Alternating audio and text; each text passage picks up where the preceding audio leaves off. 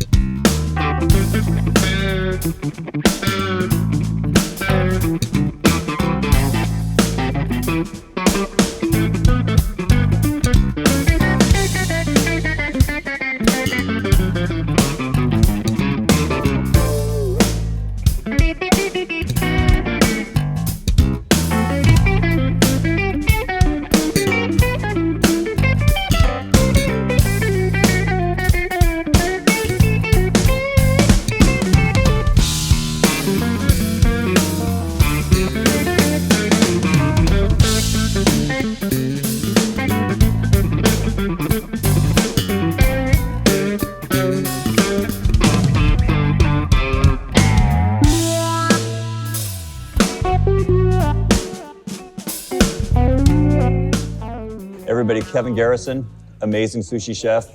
He's done all the other Grooves and Sushi shoots, and he almost moved to New York right before the lockdown, but he didn't move, and we got this, and then he's moving in June. Yes. So we're his last catering gig before he moves to New York, right? Manhattan? Yep. Yeah. Wow. So this is going to be a kind of a special thing. It was awesome. I was born and raised there, so lived there until I was 10. We moved to Hawaii for 5 years, then moved back to Japan, and I finished high school there. Wow. But yeah, you know, it was my first home, and it was actually more surreal moving to Hawaii, where it's like all the signs are in English and stuff. It was like, wow, this is weird, you know? Sure. The shows don't have like overdubbed voices, you know? Like I never knew what Columbo's, like Peter Falk sounded like, because it was the Japanese guy. He sounds like my gym teacher, I don't know why. In those days, it was also amazing because the yen rate was 360 yen to $1. Right now, it's like pretty close to 100 yen is a dollar. Okay. So you could go into Tokyo and the music stores, anything Japanese made, like a third the price of what it was in the States, you know? Crazy. So all the American stuff, if you tried to buy like a Strat in the Japanese stores, it was definitely more expensive. Yeah. But if you had, you know, Ibanez, Aria, and Yamaha, yeah, it was a bargain. And Wild. those days are gone. Sure. So he's teaching us the parts, okay, double time, half time. He's like, you guys ready? I'm like, yeah. Click. He's like, you don't need to click. Do you know who you are? I need a click. I don't think you know who you are. I don't want nothing to go on tape without a click, brother. Last thing I wanted you to do, you sped up 2 clicks or whatever. So he said, I'll be your click. I'm like, man. Wow. And how we recorded was like, imagine us playing. He's like, he's grooving. One more time.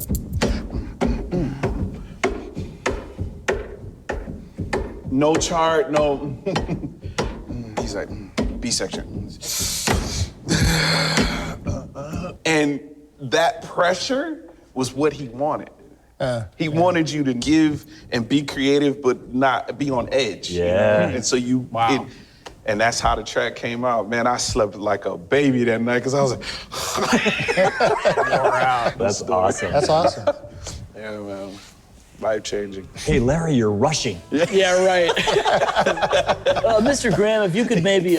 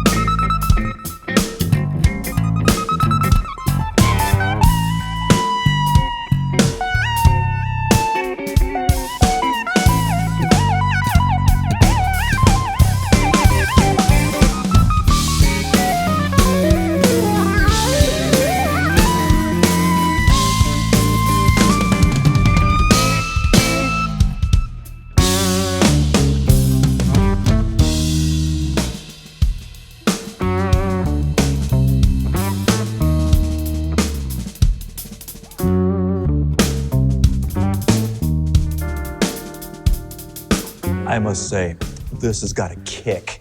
Yes. Oh, yeah? A little heat to it? Yes, it does. All right, I'm ready, We dude. in trouble? It's great, but wow. Yeah, it caught me a little off guard. What's going on with this, Kevin? That is snapper dashi made with the heads and the kama. And then I boiled it with lemongrass and ginger, and then added cilantro and habanero. Oh, man. The habanero. Oh, man, this is like melts in your mouth. That's what you were slicing up. And it's also really good because spice stimulates your appetite very heavily. Oh, my So God. it makes you want to eat. Will be. I see what you did there, sir. Bro, this is going.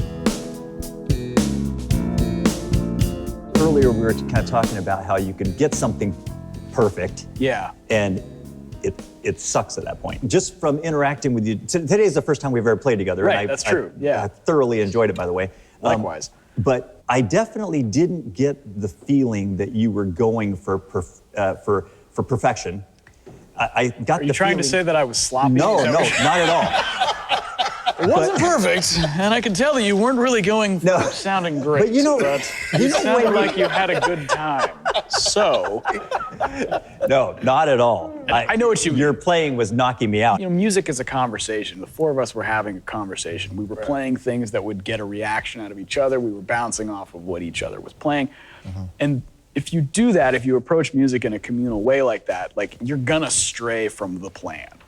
It's natural. You're gonna play melodies a little bit differently. You're gonna play rhythms a little bit different. But that's where the beauty is. There might be weird notes, but it might be because I was reacting to something that you did, which made me do a certain thing.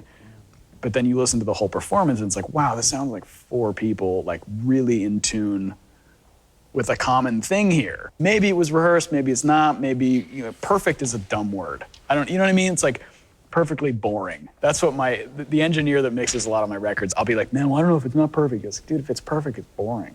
It's like, I want to hear that, man. like, I want to hear the spontaneity. I want to hear the communication. I want to hear the buzz on the kick drum. I want to hear the, like, fingernails on the fretboard. Like, I want that human element in music.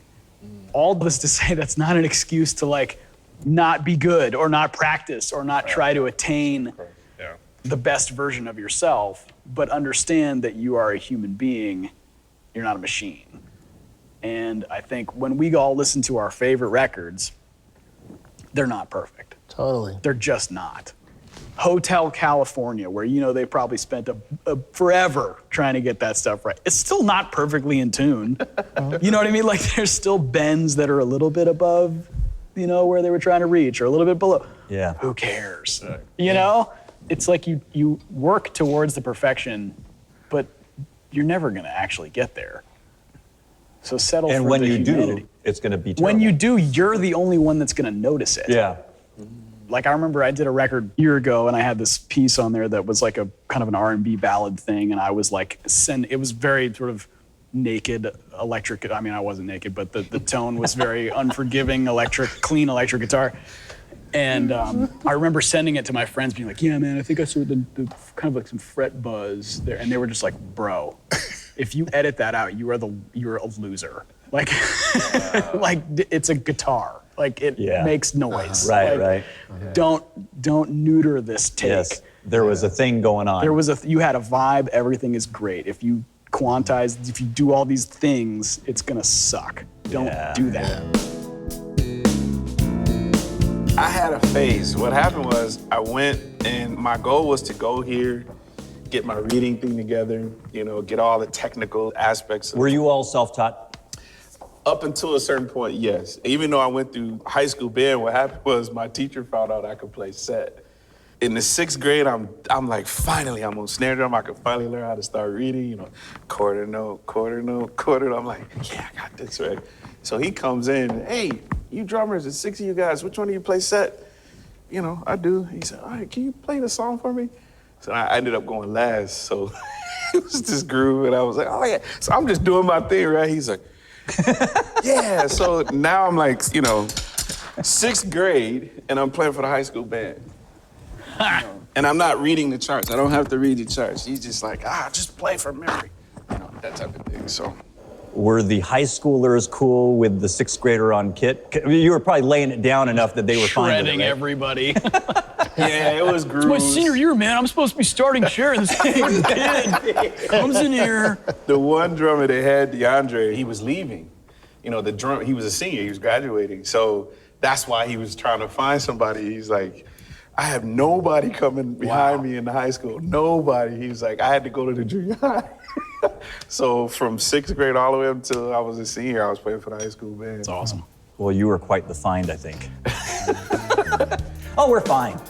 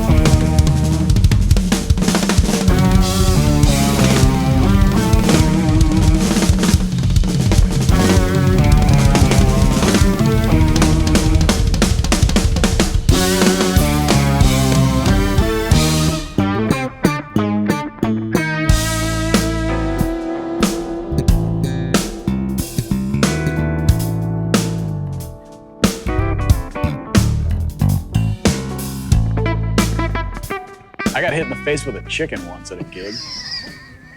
I think I've told this story in some interviews before, but never on camera in HD, surrounded by friends and sushi, so I figure I'll just tell it again. This was years ago when I was saying yes to everything. And we were playing a college fraternity party. I was playing guitar and singing very terrible background vocals. and some guy, some pledge bro, brought a chicken to the party. Why would you do that? I don't live know. chicken? Yes, a real one. It was outside, so I guess he figured it would be sort of appropriate. And so it was a very weird gig because the stage had like a thrust, you know, like one of those things you walk out on. For most of the gig, the chicken hung out on the thrust. Like somebody put the chicken on the thrust and it just sort of sat there. And then, you know, you get enough Delta Chis, enough Keystones, and they think a chicken can fly, right? And so one of them grabs it and just hurls it at the stage, hits my microphone stand. The microphone hits me in the face, busts my lip. The chicken falls on my pedal board, starts doing the routine and turning on all the pedals, sounds, knobs, like while I'm playing. And the shit, you know, it was kind of actually sort of sad. The chicken sort of like fell off, kind of scampered away, whatever. It was one of those moments I looked at the band member, I was like, I don't know if I should laugh or like kill you for this right now. I looked at the guy that did it and I was like, this is the most ridiculous thing I've ever seen. And I looked inward and I was like, do I really want to be doing this? Like, I don't know if this is really... Maybe advertising. Maybe advertising. I should have listened to my professors and sent those resumes in a lot earlier because this is all downhill, right? For people that have watched Grooves and Sushi, they know Eddie Brown. Well, people that haven't watched Grooves and Sushi also know Eddie Brown. But in terms of Eddie and you guys grew up together, right? Oh, okay. So there was a lot of, I'd say there was some prodigious stuff going on. I mean, both of you were youngsters and just tearing it up. He was a beast at 9, 10 years old. That's I never freakish. forget the first time I saw him. Jeffrey LaValle was a very respected minister of music in the city of Flint, Michigan. And they were holding an appreciation for him. Everybody knows him. So, I mean, we had choirs from New York, you know, Jersey, you know, coming from surrounding areas, Indianapolis, they were all showing up. And they let Eddie play, I think it was Great Is Thy Faithfulness. And I kid you not, he started playing, and everybody's like, oh yeah, this is cute. And then it got serious. I mean, he went in, man. He was like killing it, right? And it was just like, it went from, you know, Isn't that cute? Playboy, this is cute, to, yes, God, thank you, God. And it was like 600 people crying, and I'm just like, I'm looking at my dad like, no one sang. No one preached. I'm like, who is this kid? Like, you know? So he's always been like that, man. He's always been like that. Well, first of all, what is going on? Yeah, what? Yeah, That bro. is albacore belly with roasted serrano and your favorite, Norm, the chili garlic. Yes. Man, that looks amazing. I almost don't Wait want to till tell you I know eat exactly. I feel like I need to duly stretch out this experience. Yeah, I'm like, Brother, I'm you're gonna have over your here own like restaurant. Checking this Speak out. too much trouble. No, I don't know, dude. Oh, man. You got a gift, man. Oh, this stuff is incredible. Oh, man. That's the piece for you, Norm. God bless you.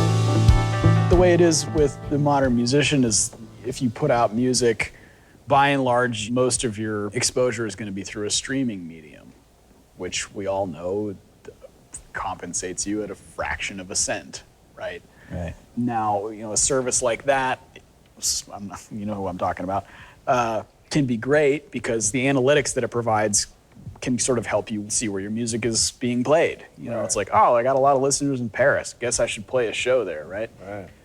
Well, what happened in 2020? Couldn't play any shows. So all these artists who were like, I got all these Spotify plays, great, I'm gonna tour. No, I'm not gonna tour. Right, so it didn't help anyone, over the last year. So I'm glad that people are maybe buying CDs again, maybe buying vinyl again. At the very least, just download the stuff. I'm gonna look into the camera when I say this. Yeah, please. Download the stuff and or buy the physical merchandise. Yes. Yeah. Because we got mortgages and rent and kids and stuff. And Mark has spoken. Well, and projects are expensive to do. Yeah. Yeah. Right, exactly. And that's one of the So- things, like Grooves and Sushi is my first project I've ever had to do as a crowdfunded thing. Sure. And it's basically because 2009 was when Tea and the Typhoon, my last CD, came out. And it was all self-funded, and it was, fairly expensive to do, but Right. you could actually recoup quickly. Right. Basically, I started having these songs, but I was thinking, CDs don't really sell anymore, so I don't think I'm gonna do it. And I was having a conversation with an engineer, a friend of mine, during Summer NAMM.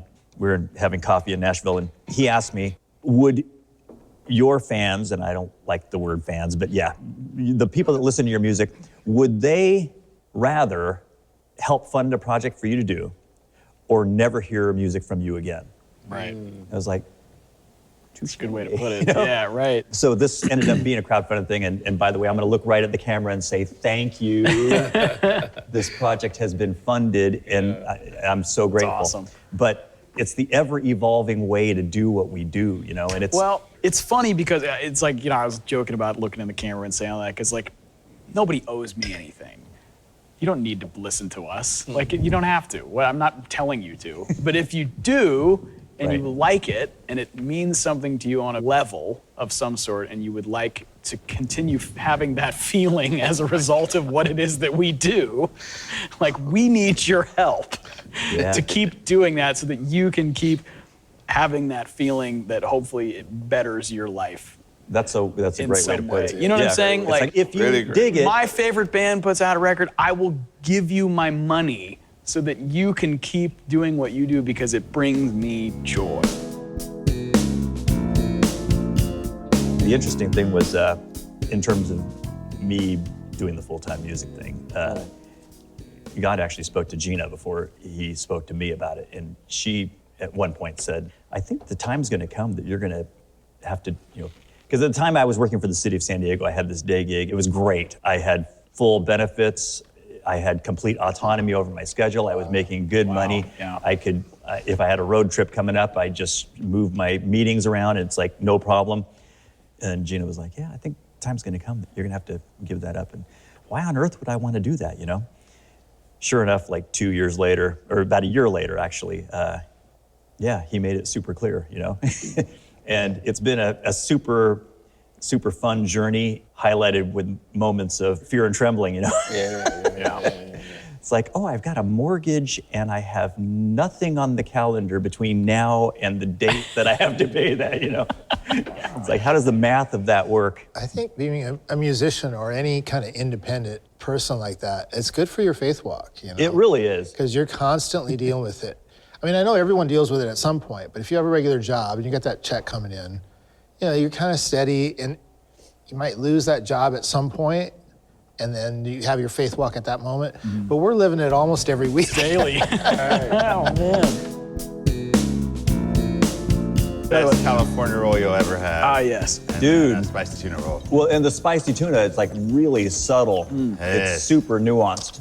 What's going on? I make a special mayo, and then I mix it into the crab meat and then the spicy tuna. And then I also use a ridiculously nice chili oil. Oh, okay. It's not too overwhelming, and it's nice and creamy because I mix it very thoroughly, so it gets this nice, thick, creamy texture. It's way more subtle than most Yeah. spicy tuna. Yeah, this is really characteristically delicious.